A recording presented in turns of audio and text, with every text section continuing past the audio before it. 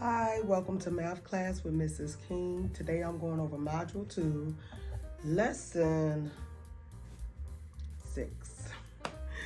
Okay, so we're continuing, the students are continuing to learn multiplication, but they're being shown two different strategies. They're being shown the area model strategy and they're being shown standard algorithm. Probably the way parents, me and you learn.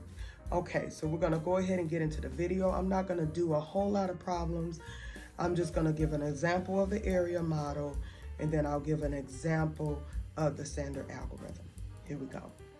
So in students' work, they will have a 2-digit number times a 2-digit number. Okay, so if we're using the area model, you're gonna draw your box. Okay, and then we're going to represent each factor on this area model. So up here, first let's divide it into two columns. Why two columns? Because we have a 2-digit number here.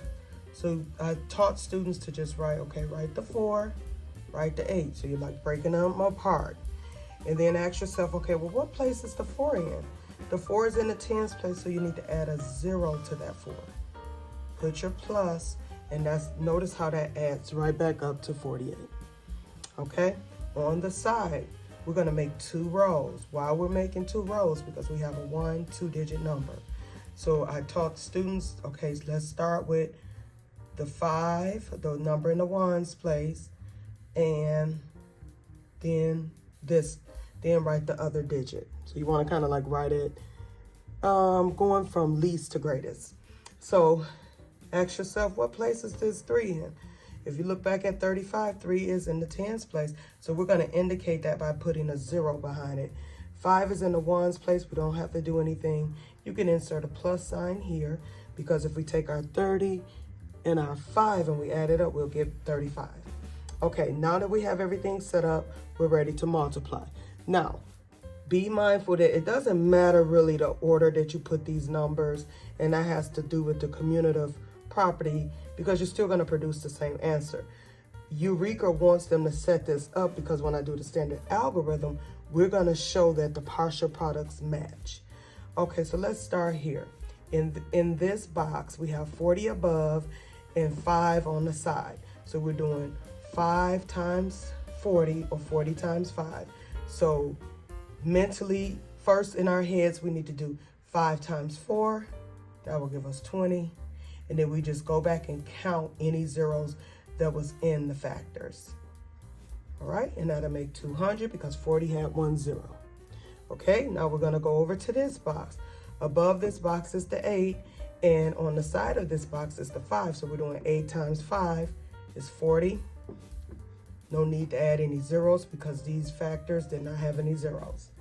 Okay, now we're going here. So in this box, we have 30 on the side and we have 40 above. So we're doing 30 times 40 or 40 times 30. So to get your quick calculation, you do 4 times 3. That will give you 12. And then you just go back and count how many zeros. 1, 2, 1, 2. You add 2 zeros to the answer. Okay, last we have this box here.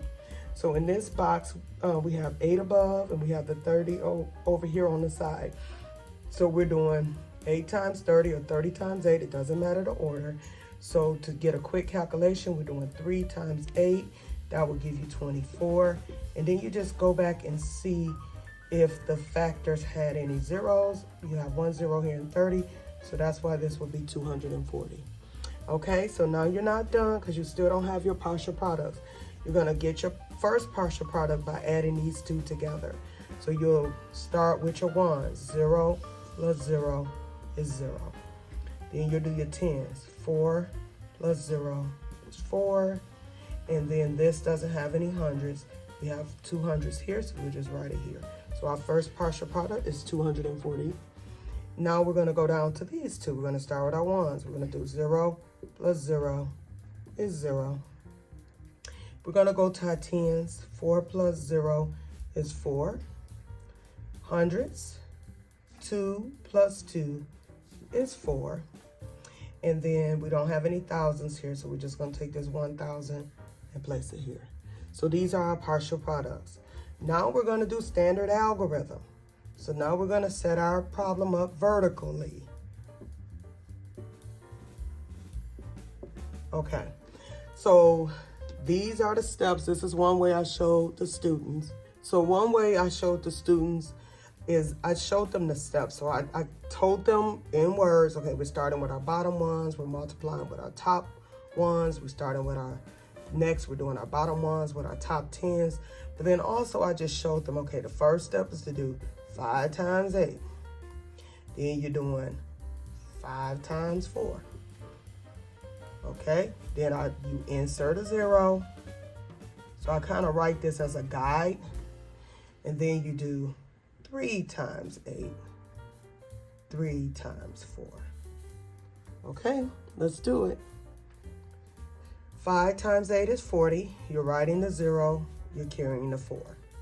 5 times 4, and we're here. 5 times 4 is 20, plus this 4 is 24. So you write that. Also, now you're inserting your 0, and now you're moving to 3 times 8 here. 3 times 8 is 24. You're writing a 4. You're carrying the 2 above here. Then you're doing 3 times 4 is 12. Plus the 2 you carried will make it 14. Okay?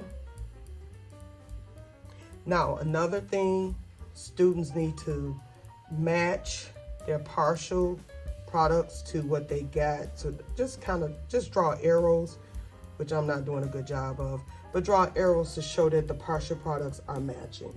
And it's showing the students that you can use 2 different methods, but still get the same answer. So now we're ready to add. 0 plus 0 is 0. 4 plus 4 is 8. 2 plus 4 is 6. And then you bring in your 1 down because you don't have anything to add it to. So that is what they want them to do for their first 2 homework problems. And then the rest are saying use standard algorithm. Allow your child to use whichever method they are comfortable with. And then they throw in some word problems. So chances are the word problems are going to be based on multiplication as well. So again, allow them to use the area model like this, or allow them to use the standard algorithm, whichever method they feel comfortable with. Thank you so much for joining me today. Until I see you next time. Bye.